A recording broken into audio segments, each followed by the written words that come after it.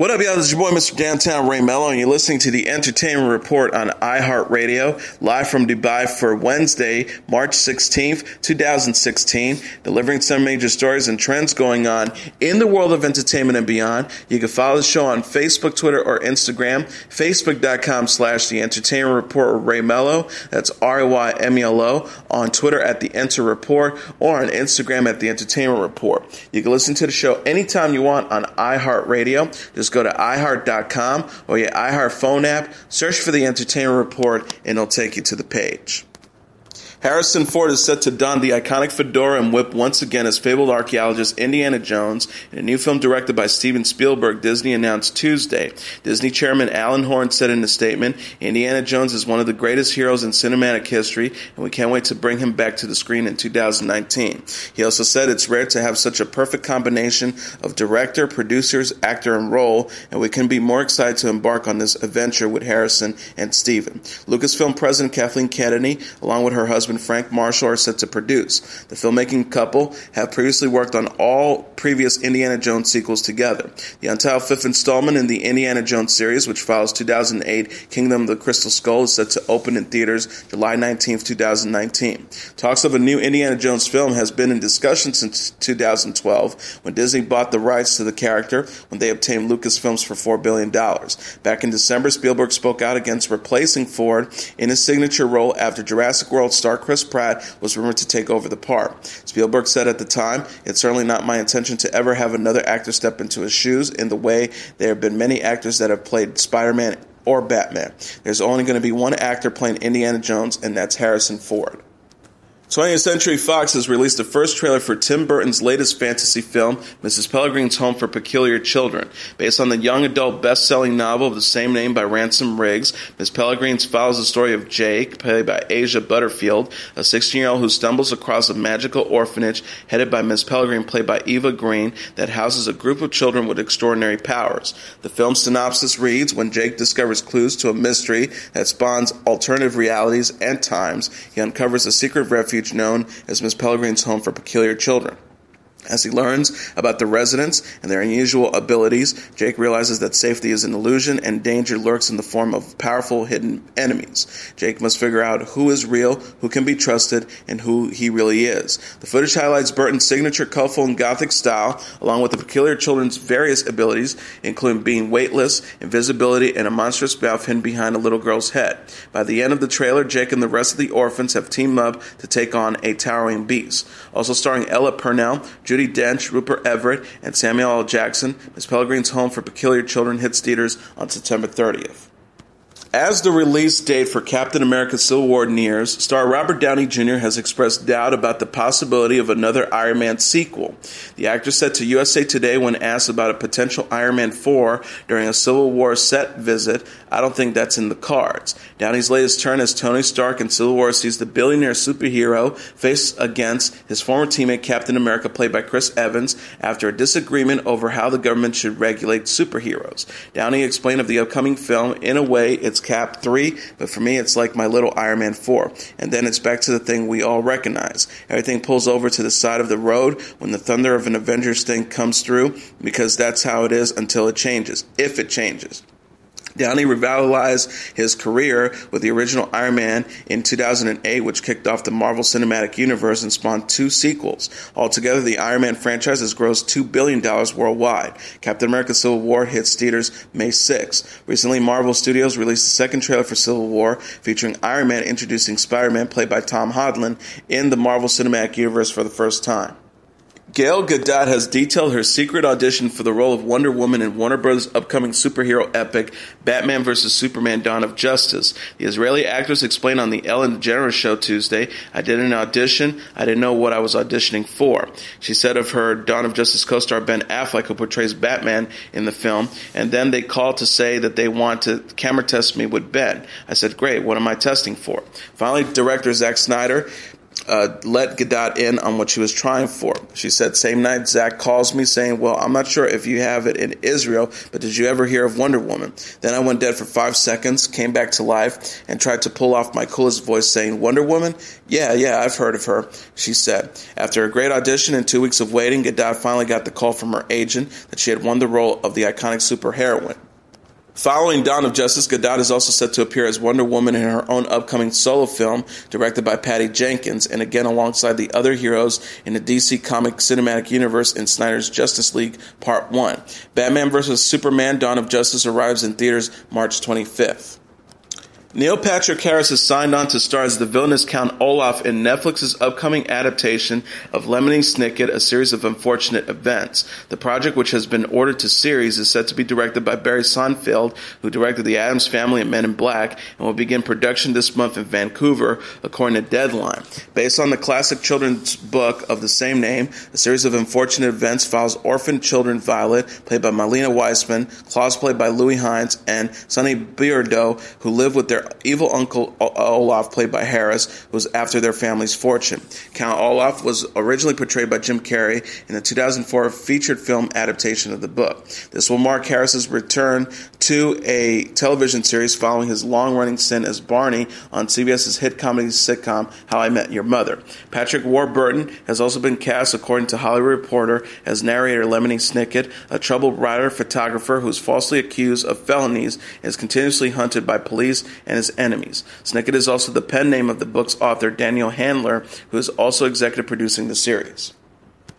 Seth Rogen released a trailer for the movie Sausage Party on Monday. The preview sees Frank, played by Rogen, his fellow sausage Carl, played by Jonah Hill, and his love interest, the hot dog bun Brenda, played by Kristen Wiig, attempt to escape their fate after discovering an ugly truth: humans eat food. Michael Cera co-stars as the sausage Barry, with Bill Hader as guacamole and an old bottle of liquor. James Franco, Danny McBride, Paul Rudd, Nick Kroll, and Edward Norton are among the other stars with voice roles. Rogen previously told Hit Fix of the animated movie, "It's been a very hard dance. There was a moment we realized, man, it's kind of has to be as good as a Pixar movie. That was a tough thing to reconcile. We worked on it incredibly hard." Rogen co-wrote and produced the film with longtime friend Evan Goldberg, with whom he's previously collaborated on Superbad and Pineapple Express. Greg Tiernan and Conrad Vernon co-direct the movie, which opens in theaters August 12th. The title character in NBC's Xena Warrior Princess remake will be written as openly gay, the show's executive producer confirmed. During the Q&A session on social media platform Tumblr, the show's new executive producer Javier Grillo Marxich says he's looking to, quote, fully explore a relationship that could only be showed subtextually in the 1990s syndication. He said Xena will be a different show made for a different reason. And he said, explaining there wouldn't be a reason to bring the series back if it were not to more deeply explore Xena and Gabrielle's romantic relationship. The 1990s version of Xena carried heavily implied homoerotic undertones, but never made Xena's sexuality explicitly clear. In 2003, actress Lucy Lawless, who portrayed the warrior princess between 1995 and 2001, said her character was definitely a lesbian. She told Lesbian News at the time, there was always a, well, she might be or she may not be, but when there was that drip of water passing between their lips in the final scene, that cemented it for me. She said at the time, now it wasn't that Xena was bisexual or kind of like her gal pal, and they kind of fooled around sometimes. It was, nope, they're married, man. AMC and Sony Picture Television says they have renewed their celebrated Breaking Bad prequel, Better Call Saul, for a 10-episode third season. Showrunners Vince Gilligan and Peter Gould and star Paul Odenkirk are all set to return. Charles Collier, the president of AMC, Sundance TV, and AMC Studios, said, what Vince, Peter, Bob, and the entire team have accomplished with Better Call Saul is truly rare and remarkable. They have taken one of the most iconic, immersive, and fan-obsessed in the best possible way shows in television history and created a prequel that stands on its own. Watching character Jimmy McGill's thoughtful, melodic, and morally flexible transformation into Saul Goodman is entertaining and delighting millions of fans, whether their starting point was Breaking Bad or not. out. The series has its own feel, pace, and sensibility, and we can't wait to see what this incredibly talented group comes up with next in Season 3. Jamie Eltrich and Zach Van Amberg, the presidents of programming and production for Sony Pictures Television, said in a joint statement, "It's been an extraordinary show that lives up to its predecessor. Vince, Peter, Bob, and the team are delivering brilliant storytelling, and we're proud to have AMC as our partner for another well-earned season." The ensemble also includes Michael McKeenan, Rhea Shehorn, and Jonathan Banks. Eva Green, Josh Hartnett, and Reeve Carney of Showtime's Penny Dreadful are embracing their dark side in the network's latest trailer for the show's third season. As Oscar-nominated showrunner John Logan's Dreadful inches closer to its early May season premiere, the new promo teases a deeper dip into each character's own darkness. The clip shows Tony Award winner Patti LuPone, seen recently in American Horror Story, returning to the show as a series regular in the role of Dr. Stewart. Wes Studi will also appear as new regular Katney. Teaser shows Eva Green's character, Vanessa Ives, reminding herself she's been, quote, touched by Satan, while a clip of a bloody love scene rushes across the scene. Soon after, her lover, Ethan Chandler, played by Hartnett, is heard saying, "I'm made for the dark," as he seems to have resumed the hunting of evil. Penny Dreadful returns to Showtime May 1st at 10 p.m. BBC America's Orphan Black may see the return of Delphine, a character shot during the previous season. The latest trailer for the upcoming fourth season of the drama shows a glimpse of Eveline Brucho's character's employee record, which labels her as suspended, while other records for known to be dead characters are labeled deceased. The teaser uploaded this week also sees Tatiana Masley's many clone characters, including Cosmia, Crystal, and MK, as well as the newest clone, Sarah, who's heard at the end of the clip saying, "You need to run." Orphan Black returns to BBC America April 14th. Friends and the Odd Couple actor Matthew Perry has signed on to star as Ted Kennedy in the 4-hour miniseries The Kennedys After Camelot, Reels announced Tuesday. Perry will also serve as an executive producer on the program, which is adapting the book After Camelot, A Personal History of the Kennedy Family, 1968 to the present, by J. Randy Tabarelli. The following up to 2011's The Kennedys is expected to premiere in the spring of 2017. The cable network said on its website, Matthew Perry portrays Ted Kennedy in the years following the assassinations of his brother Jack and Bobby, and depicts his very complicated public and private life as he tries to live up to the Kennedy family political ambition and fill a male leadership void in the family itself. Perry joins Katie Holmes portraying Jackie Kennedy Onassis, who despite her desire for privacy has arguably become the most famous and admired woman in the world. Jackie's ties to the Kennedy family remained strong throughout her life, and her relationship with her brother-in-law Ted grew even closer as they constantly turned to one another for support and as confidants. The Bachelor's Ben Higgins appeared alongside his newfound fiancée on Jimmy Kimmel Live in their first television appearance as a couple. Higgins and Lauren Bushnell dished on their several months of secrecy after filming for the reality show ended Monday night, saying they were kept behind closed doors for days at a time in order to maintain the mystery. Kimmel said in response to the couple, "It's like house arrest," who said the best house in which they were kept was a mansion that lacked Wi-Fi, cable, and other amenities. Regarding their relationship, Higgins said he doesn't connect much with The Bachelor since filming the finale in November. Higgins said, "I personally feel very disconnected watching the show because of how much life has moved on post-show with her," saying for fear for the future has not crossed either of their minds. ABC's 20th season of The Bachelor wrapped up Monday night with Bushnell ultimately becoming engaged to Higgins. It was recently announced JoJo Fletcher will appear as the Bachelorette in the next edition of the gender-swapped reality series. Ben Affleck wasn't fazed by Jennifer Garner's revealing Vanity Fair interview. The 43-year-old actor responded to Garner's tell-all cover story in an interview with the New York Times. Affleck and Garner split in June after 10 years of marriage, which the actress candidly discussed in the March issue of Vanity Fair. Affleck said of his estranged wife, "Jen's great. She's a great person. We're on great terms. I just saw her this morning, so that's the reality that I live in." He also explained she felt like she wanted to discuss it and get it out there and get it over with. So she could say, "Look, I already talked about it. I don't want to do it again. It's fine." She allowed to talk about it. Garner described Affleck as the love of her life, but also painted him as the often absent husband who seemed larger than life. She told the magazine she married the person, not the big fat movie star, but admitted the actor is just a complicated guy. She says he's the most brilliant person in the room, the most charismatic, the most generous. "I always say when his sun shines on you, you feel it, but when the sun is shining elsewhere, it's cold. He can cast quite a shadow." She also added, "We still have to help each other get through this. He's still the only person who really knows the truth about things, and I'm still the only person that knows some of his truths." Affleck and Gardner, who was previously wed to Scott Foley from 2000 to 2004, share 10-year-old Violet, 7-year-old Serafina, and 4-year-old Samuel. The actor will next star in Batman vs. Superman: Dawn of Justice, while Gardner is slated for Miracles from Heaven.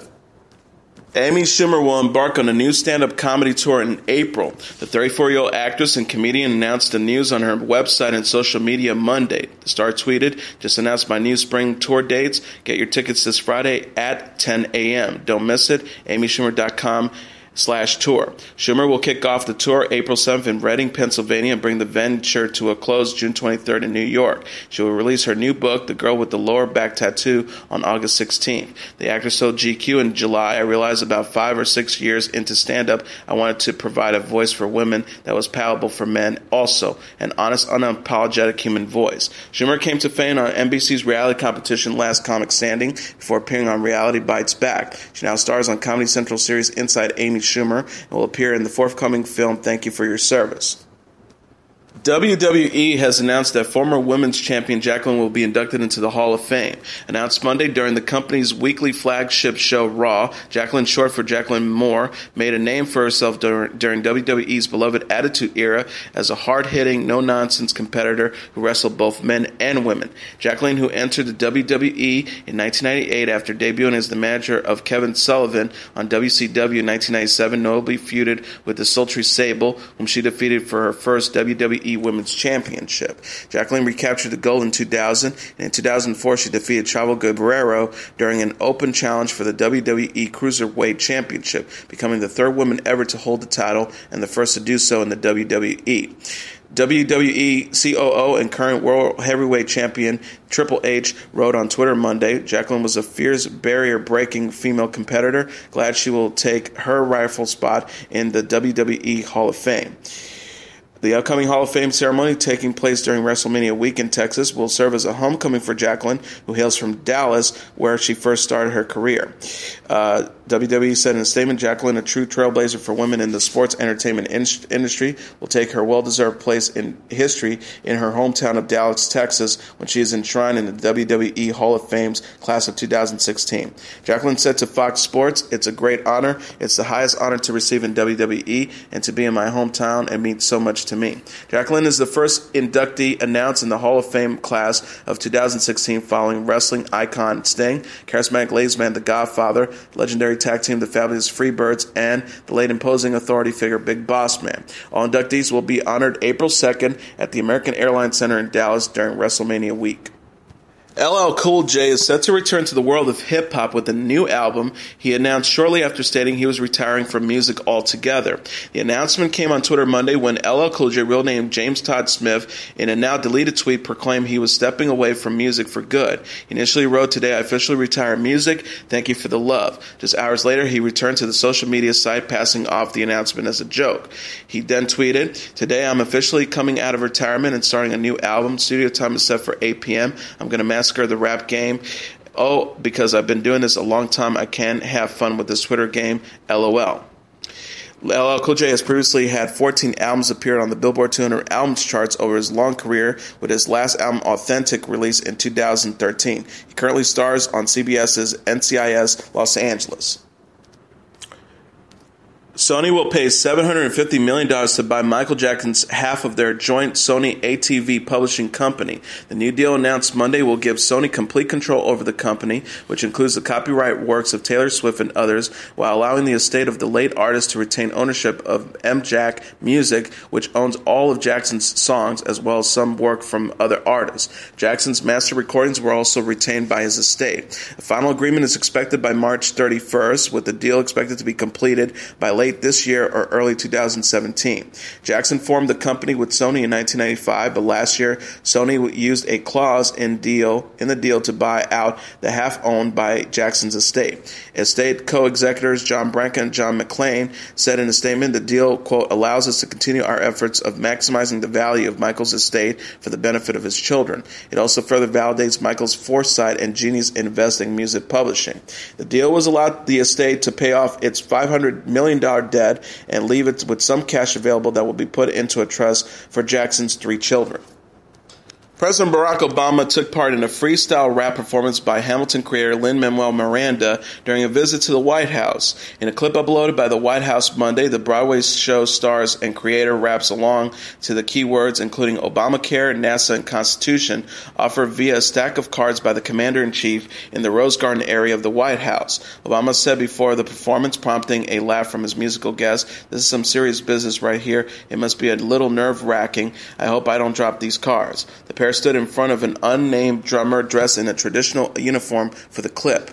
The president asked after Miranda's energetic performance, "You think that's going viral?" He assured that's going viral. The cast of Broadway's historical musical Hamilton visited the White House Monday to return to the same room in which Miranda performed the beginnings of the song, which would later become Alexander Hamilton. The event, titled #BandForHam, invited students to take part in workshops, Q&A sessions, and witness live performances by the cast and other in celebration of the United States and Alexander Hamilton's legacy.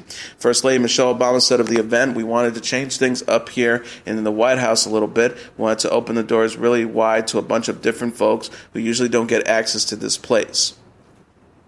And now let's take a look at what happened on this date in entertainment history. On this date in 1970, Motown soul singer Tammy Terrell dies. Over a span of just 12 months, beginning in April 1967, the duo of Marvin Gaye and Tammy Terrell enjoyed a string of 4 straight hits with some of the greatest love songs ever recorded at Motown Records. Sadly, only the first 2 of those 4 hits were released while Tammy Terrell was still well enough to perform them. In October 1967, just 6 months after the release of the now classic Ain't No Mountain High Enough, Terrell collapsed on stage during a live performance at Virginia's Hampton-Sydney College. 2.5 years later, on this date in 1970, Tammy Terrell died from complications from the malignant brain tumor that caused her 1967 collapse. Terrell was only 24 years old at the time of her death, but she already had more than 10 years of show business experience behind her. By the time of age 13, working under her given name, Terry Montgomery, she was appearing as an opening act in the Philadelphia area for the likes of Gary U.S. Bonds and Patti LaBelle and the Bluebells. She had a record deal, but no hit records at 16, then joined James Brown's Live Review as a backup singer at 18. In 1965, at the age of 20, she was signed to Motown Records, but had only moderate success with her initial solo recordings. Then in early 1967, Motown decided to pair her with Marvin Gaye, who had several top 10 hits to his credit at that point, but was by no means a major star. Working with Motown's newest songwriters, the husband and wife team of Nicholas Ashford and Valerie Simpson, he and Terrell became a sensation. After Ain't No Mountain High Enough came 5 more Ashford and Simpson singles, 3 of them major R&B hits: Your Precious Love, Ain't Nothing Like the Real Thing, and You're All I Need to Get By. Terrell's illness was at first downplayed by the Motown Records publicity machine, while new material by the duo of Gaye and Terrell were still being released. Many of the singles released under their names were created by laying Marvin Gaye's vocals over existing recordings of Terrell made prior to her illness. Gaye scored one of his biggest solo hits ever during this period with I Heard It Through the Grapevine, but following Terrell's death in 1970, he stopped performing live for the next 3 years. Also on this date in 2005, Robert Blake is acquitted of his wife's murder. After a 3-month-long criminal trial in the Los Angeles Superior Court, a jury acquits Robert Blake, the star of the 1970s television detective show Beretta, of murdering his 44-year-old wife, Bonnie Lee Bakley.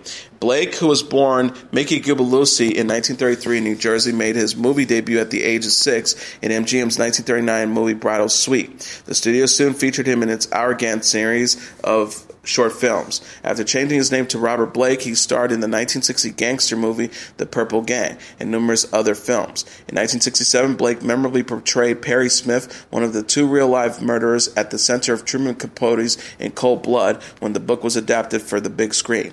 As an actor, Blake was best known for his Emmy-winning work as the street-smart plainclothes policeman Tony Beretta in the ABC series Beretta. The show ran from 1975 to 1978, and Blake won an Emmy Award for Best Actor in a drama series at the end of its first season. During his criminal trial, Blake's defense team portrayed the aging actor as a rather pathetic figure and argued that Bakley had a pattern of sending letters and nude photos of herself to famous men and had trapped Blake into marrying her by becoming pregnant. The couple's daughter Rose was born in June 2000, and though Bakley initially claimed that the child was fathered by Christian Brando, the son of the celebrated actor Marlon Brando, a paternity test proved the baby was Blake's. Blake and Bakley married that November. Their brief, unhappy union lasted until May 4th, 2001, when Bakley was shot to death as she sat in a car outside a Los Angeles restaurant. Blake was arrested for the murder, and the prosecution produced two former stunt doubles who claimed the actor had recruited them to kill his wife. During cross-examination, the stuntmen were revealed to be cocaine and methamphetamine users. In their acquittal of Blake, the jury made it clear that they didn't believe the stuntman's statement and also concluded that the prosecution had failed to place the murder weapon in Blake's hands. In November 2005, 8 months after the criminal trial ended, Robert Blake was found guilty in a civil trial of intentionally causing Bonnie Lee Bakley's death. He was ordered to pay $30 million to Bakley's children. Rose remains in the care of Blake's eldest daughter, Delina. Though he did not testify in the criminal trial, Blake did take the stand during his civil trial to deny the accusations. And as your entertainment report for Wednesday, March 16th, 2016, I'm your host, Mr. Downtown Ray Mello. I'll be back tomorrow to deliver some major stories and trends going on in the world of entertainment and beyond. You can follow the show on Facebook, Twitter, or Instagram, facebook.com/The Entertainment Report with Ray Mello. That's RYMELO. On Twitter at The Enter Report, or on Instagram at The Entertainment Report. You can listen to this episode or any previous episodes of The Entertainment Report anytime you want on iHeartRadio. Just go to iHeart.com or your iHeart phone app, search for The Entertainment Report, and it'll take you to the page. Good night, and God bless you all.